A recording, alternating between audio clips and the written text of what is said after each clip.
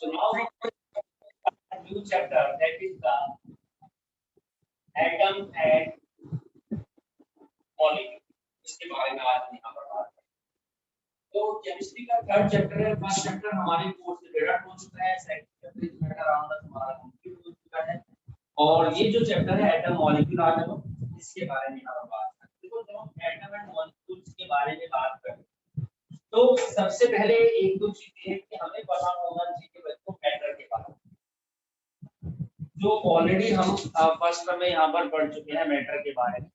तो जब हम यहाँ पर मैटर के बारे में बात करते हैं तो मैटर के बारे में हम लोगों ने पढ़ा है कि एनीथिंग, कोई भी चीज that occupy space and having mass is called matter. कोई भी चीज जिसके अंदर हम देखते हैं मास होता है और स्पेस ऑक्यूपाई करते हैं उसी को मैटर बोलते हैं। मान लो ये मार्कर है, मान लो ये मार्कर, अब इस रूम के अंदर इसने इतना स्पेस ऑक्यूपाई कर रखा और इसका कुछ ना कुछ मास दिया, it means it is a matter.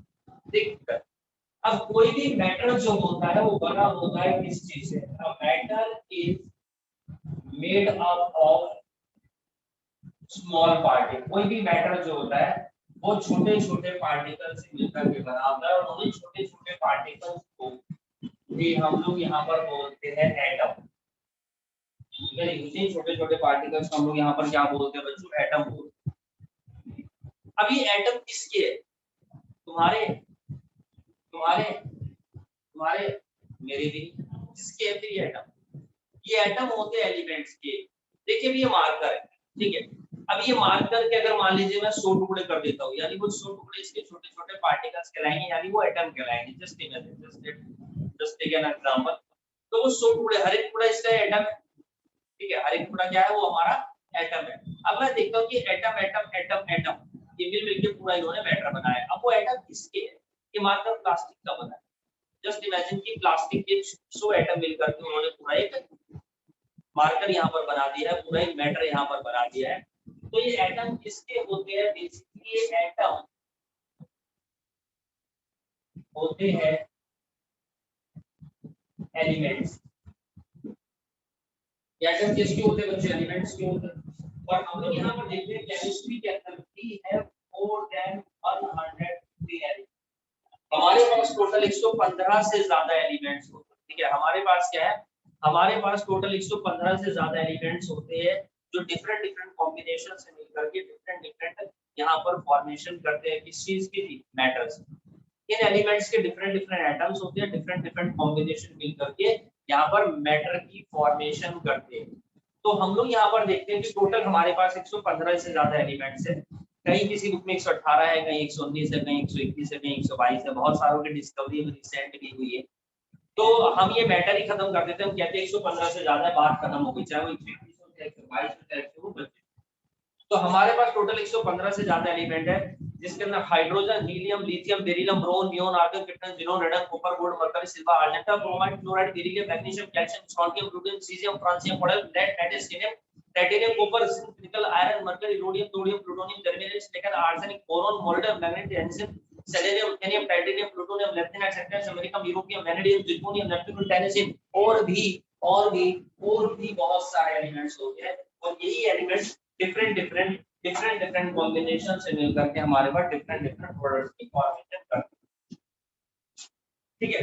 जैसे कि मैं आपको बता रहा हूँ कि हमारे पास एलिमेंट्स है, हाइड्रोजन है, लिथियम है, सोडियम है, पोटेशियम है, रुबिडियम है, लिथियम है, फ्रांसियम है।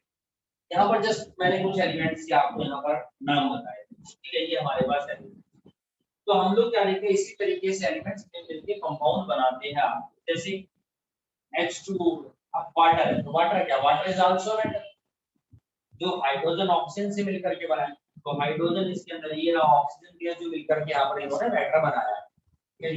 अब मैं कहता हूँ कि एक ग्लास पानी के अंदर हमारे पास किसी भी मैटर के कितने एटम होंगे या कितने पार्टिकल्स होंगे? बहुत सारे पार्टिकल होंगे। अगर मैं आपसे बोलता हूँ कि 1 drop of water, this is the 1 drop of water, पानी की एक बूंद के अंदर हम लोग क्या देखते हैं, कितने पार्टिकल्स प्रेजेंट होते हैं वाटर के? तो ये देखिए,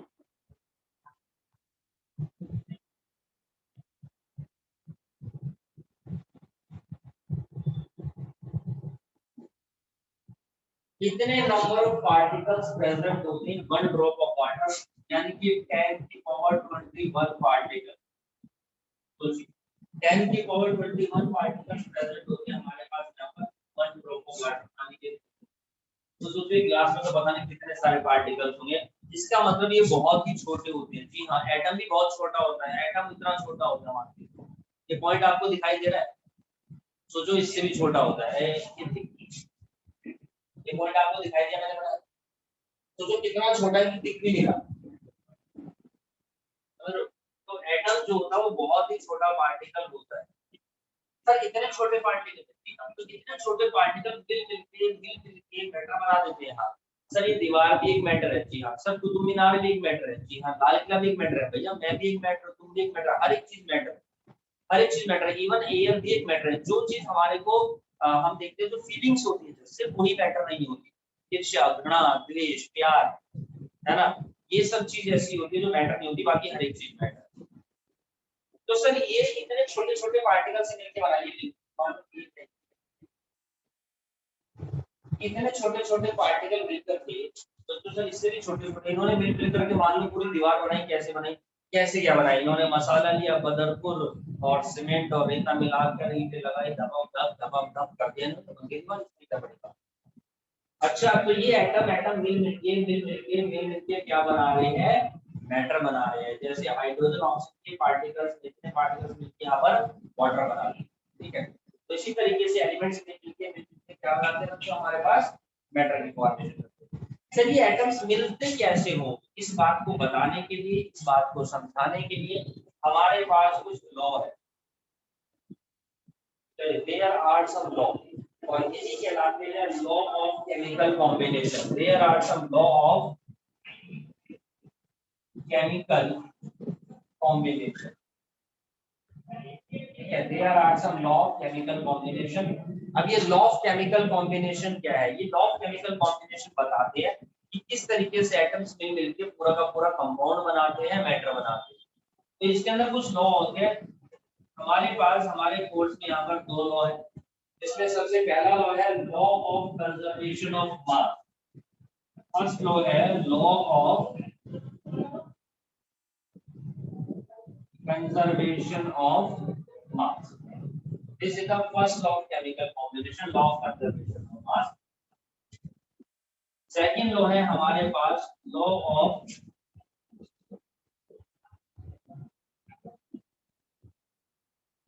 कांस्टेंट प्रॉपर्टी, या फिर लॉ ऑफ डेफिनेट प्रॉपर्टी। उसके बाद थर्ड लॉ है लॉ ऑफ मल्टीपल प्रॉपर्टी। एक एक करके यहाँ पर हम इन सब के बारे में बच्चों बात करें। तो सबसे पहले हम बात करेंगे law of conservation of mass के बारे में। देखो law of conservation of mass जो है हमारे पास, ये क्या कहता है, what is the law of conservation of mass. तो law of conservation of mass हमसे क्या कहता है, वो ये कहता है कि mass can neither be created nor be destroyed during a chemical reaction. Mass को ना तो हम क्रिएट कर सकते हैं, ना ही हम मास को डिस्ट्रॉय कर सकते हैं किसी भी केमिकल रिएक्शन के अंदर। मास can neither be created nor be destroyed. ये देखिए first law of chemical combination, उसका है कंजर्वेशन ऑफ मास। वो ये कहता है कि mass can neither be created nor be destroyed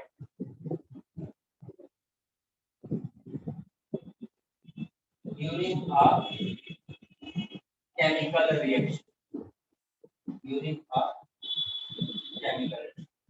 तो ये हमारे पास इधर में थी फर्स्ट लॉ है जिसको हम बोलते हैं लॉ ऑफ कांस्टेंट प्रोपोर्शन। तो हमसे क्या कहता है कि mass can neither be created nor be destroyed during a chemical reaction, यानी कभी भी किसी भी केमिकल रिएक्शन के दौरान ना तो हम मास को क्रिएट कर सकते हैं और ना ही उसको डिस्ट्रॉय कर सकते हैं।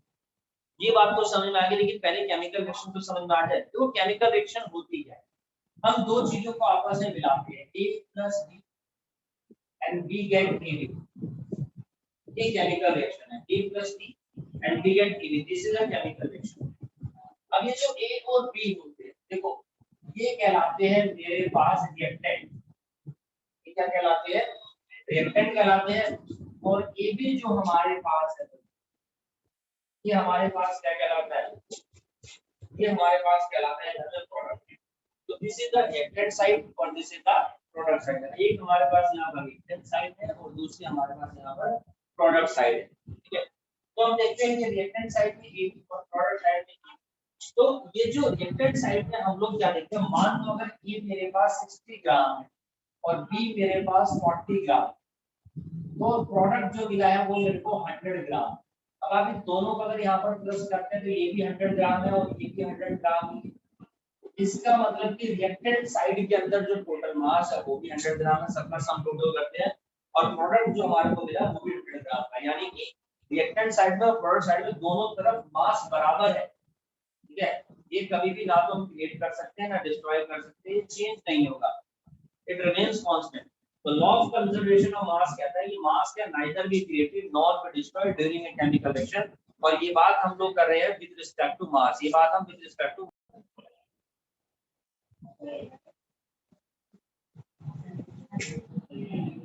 देखिए फर्स्ट लॉ मैंने आप लोगों को बताया है, that is the law of conservation of मास। इसको हम और तरीके से समझते हैं। देखो हमारे पास नॉर्मली जितने भी एलिमेंट्स होते हैं, हर एक एलिमेंट, हम लोग क्या देखते हैं, इन एलिमेंट्स का एक नंबर होता है जिसको मैं बोलता हूँ इधर एटॉमिक नंबर। हर एक एलिमेंट का एक नंबर होता है जिसको हम बोलते हैं एटॉमिक नंबर।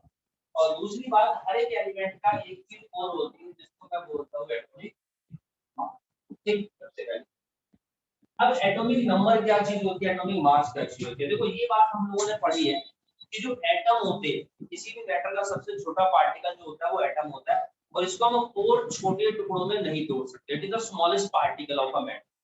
ये बात बोली थी डाल्टन ने, लेकिन ये बात गलत प्रूफ हो गई थी, ऐसा नहीं है। एक्चुअली हम लोग क्या देखते हैं, किसी भी एटम के हमारे पास सब एटॉमिक पार्टिकल्स होते हैं, किसी भी एटम के सब एटॉमिक पार्टिकल्स होते हैं जिसके अंदर हमारे पास है इलेक्ट्रॉन, प्रोटॉन और न्यूट्रॉन। किसी भी एटम के तीन सब एटॉमिक पार्टिकल्स होते हैं, इलेक्ट्रॉन है, प्रोटॉन है, न्यूट्रॉन। इलेक्ट्रॉन नेगेटिव चार्ज होते हैं, प्रोटॉन पॉजिटिव चार्ज होते हैं, न्यूट्रॉन जो होते हैं वो हमारे पास इधर बेटा न्यूट्रल होते हैं। न्यूट्रॉन जो होते हैं हमारे पास इधर में न्यूट्रल। चलिए अब यहाँ पर हम लोग बात करते हैं इनके बारे में, तो क्या देखते हैं कि जो मेरे पास इलेक्ट्रॉन है और प्रोटॉन है, न्यूट्रॉन सब एटॉमिक पार्टिकल है।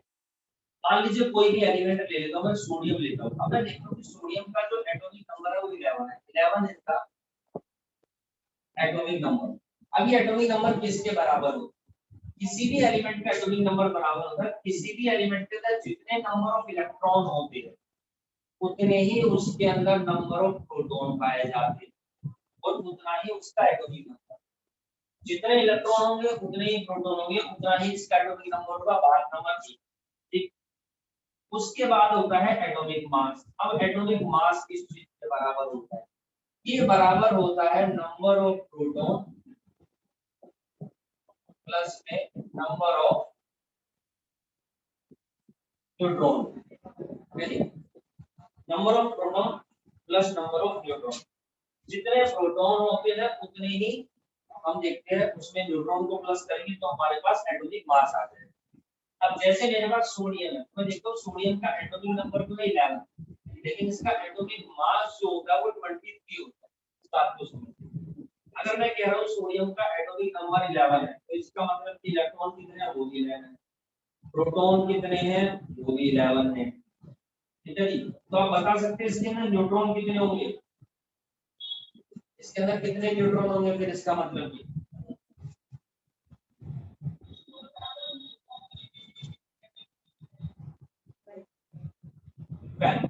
देखिए, क्योंकि मैं कह रहा हूँ इसका एटॉमिक मास 23 है और प्रोटॉन प्लस न्यूट्रॉन के बराबर है। प्रोटॉन मैंने बता दिया 11 है तो 23 माइनस 11 कितना आएगा, यानी इसके अंदर 12 न्यूट्रॉन है। वेरी सिंपल, वेरी ये आसान है।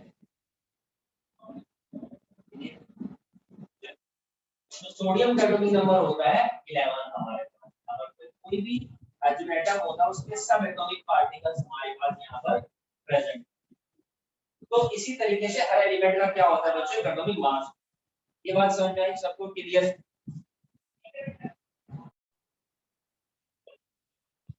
अब इसी लॉ ऑफ कंजर्वेशन ऑफ मास को एक बार फिर से दोबारा समझते हैं।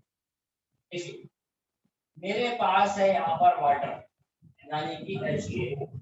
अब हम देखते हैं जब H2O के बारे में बात करते हैं तो मेरे पास हाइड्रोजन के 2 एटम है और ऑक्सीजन का बाय डिफॉल्ट 1 एटम है। यहाँ पर 1 है, जब 1 होता है तो हमें लिखने की जरूरत नहीं है, ठीक। अब हाइड्रोजन का एटॉमिक मास कितना होता है? हाइड्रोजन का मैं आपको बताऊं एटॉमिक मास इसका 1 होता है और ऑक्सीजन का जो एटॉमिक मास होता है वो होता है हमारे पास 16। ऑक्सीजन का एटॉमिक मास हमारे पास 16 होता है। तो ये हो गया 2 + 16, 21 + 16 to 1 is equal to 18 U। ये U क्या है? ये होती है हमारे पास यूनिट ऑफ एटॉमिक मास, ठीक है जी। U is the unit of atomic mass. Atomic mass की जो यूनिट होती है वो U होती है। इसको हम लोग AMU भी बोल सकते हैं, जैसे आपको पता है AMU मतलब कि एटॉमिक मास यूनिट, ठीक है।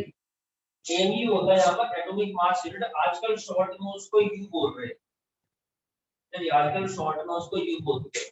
वो आपने मूवी देखी है केसरी जी, कभी खुशी कभी गम, शाहरुख खान, ऋतिक रोशन, उसमें काजोल है, करीना कपूर। तो वो करीना कपूर का नाम उसमें क्या होता है?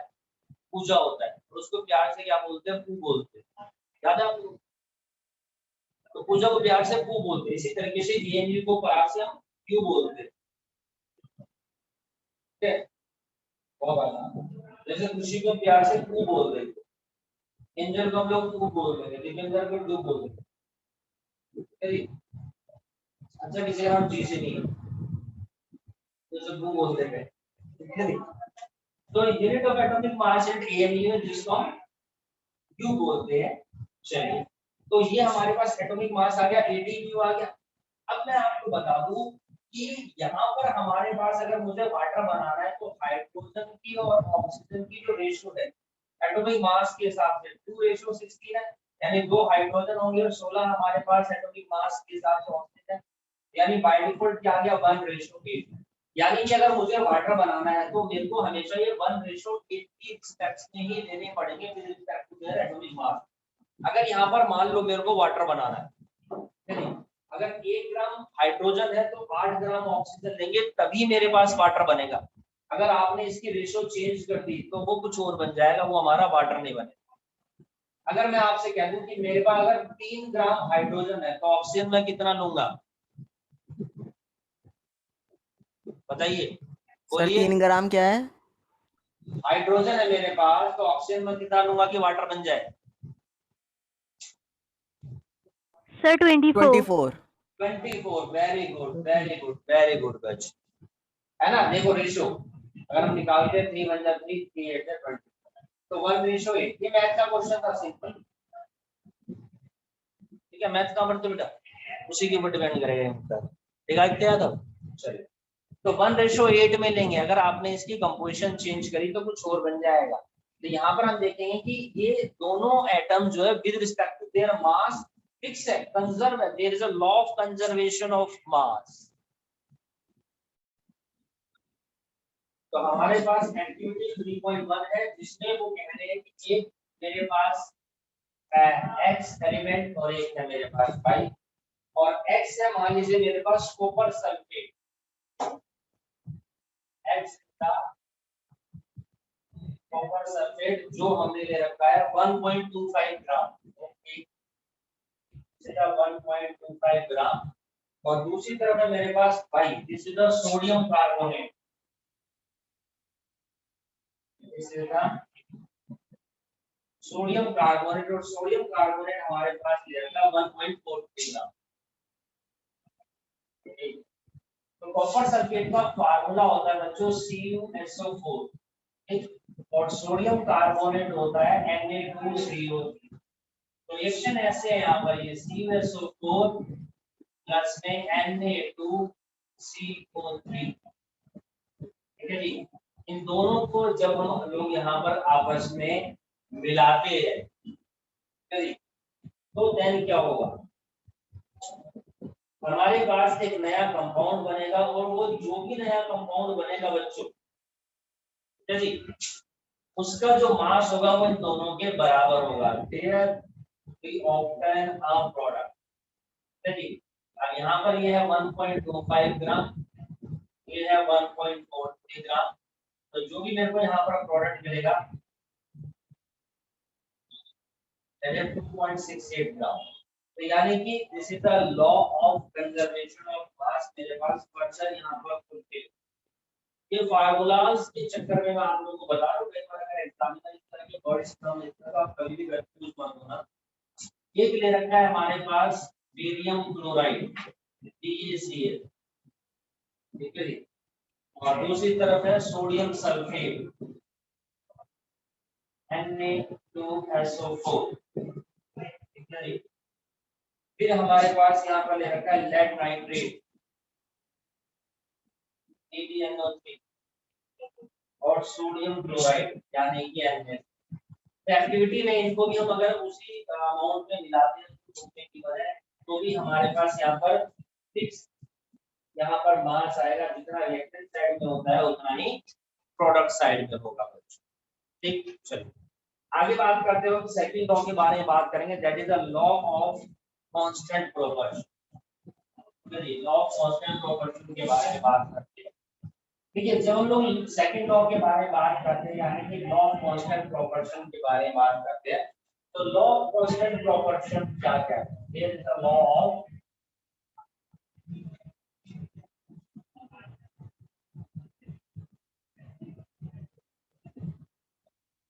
Constant proportion. देखो लॉ ऑफ कांस्टेंट प्रोपोर्शन हमसे क्या कहता है? लॉ ऑफ कांस्टेंट प्रोपोर्शन कहता है कि in a chemical substance the elements always present in a definite proportion by mass. यानी कोई भी हमारे पास केमिकल सब्सटेंस है तो उसके अंदर जो एलिमेंट्स होते हैं वो हमेशा प्रेजेंट होते हैं डेफिनेट प्रोपोर्शन में with respect to the mass. चलिए देखिए, देखिए इन अ केमिकल सब्सटेंस, कोई भी केमिकल सब्सटेंस हमारे पास, जैसे कि वाटर लिया था, एलिमेंट्स आर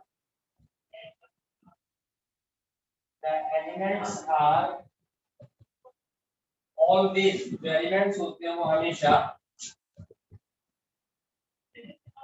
प्रेजेंट इन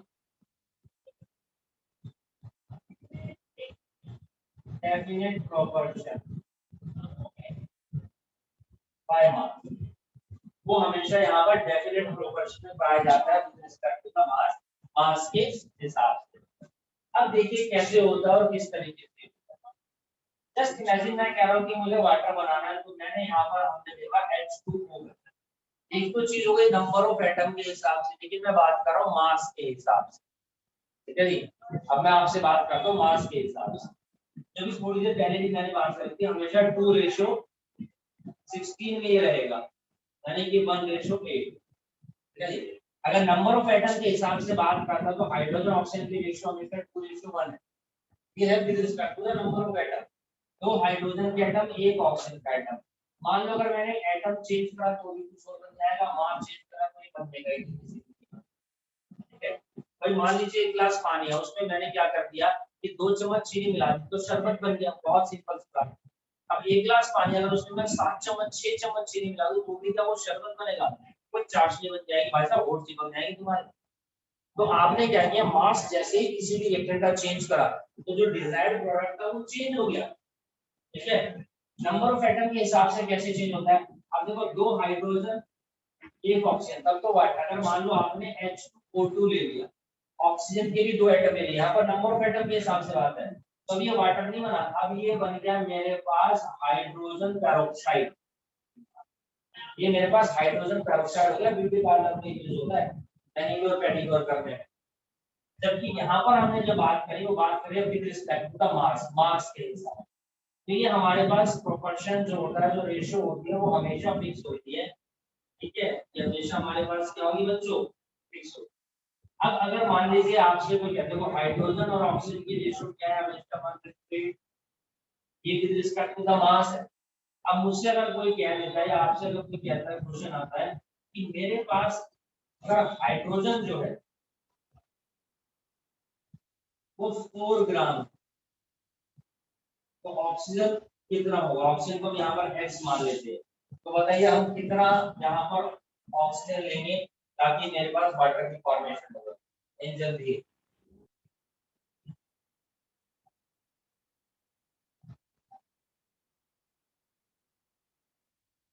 हम यहाँ पर ये लेंगे बेटा 32 ग्राम, देखो x की जगह 32 आएगा, 4 कम 4 4 8 32 और 1 4 4 8 32। तो यानी कि मास के हिसाब से हम लोग क्या देखते हैं, elements are always present in definite proportion by mass. ठीक इसी तरीके से एक एग्जांपल ले सकते हैं हम लोग CO2 को। अब कार्बन होता है, कार्बन का एटॉमिक मास कितना होता है, कार्बन का एटॉमिक मास होता है 12। ये देखो कैसे निकाल रहे हैं, ये कार्बन है, एक है यहाँ पर, प्लस में ऑक्सीजन कितना है मेरे पास, तो कार्बन का एटॉमिक मास 12 होता है और ऑक्सीजन का यहाँ पर मेरे पास 3 है, तो 12 प्लस में 32 कितना हो जाएगा 44 यू। कार्बन डाइऑक्साइड का जो एटॉमिक मास होता है हमारे पास वो तो आ गया 44 यू आ गया, कितना 44 यू, ये हमारे पास कार्बन डाइऑक्साइड का एटॉमिक मास है। अब इसमें कार्बन और ऑक्सीजन की रेशियो कितनी है, अगर नंबर ऑफ एटम के हिसाब से करें तो एक कार्बन में 2 ऑक्सीजन, लेकिन अगर मास के हिसाब से करें तो 12:32 हमारे पास है यहाँ। इसको थोड़ा सा और मिनिमाइज करके क्या लिखूं, इसको चेंज कर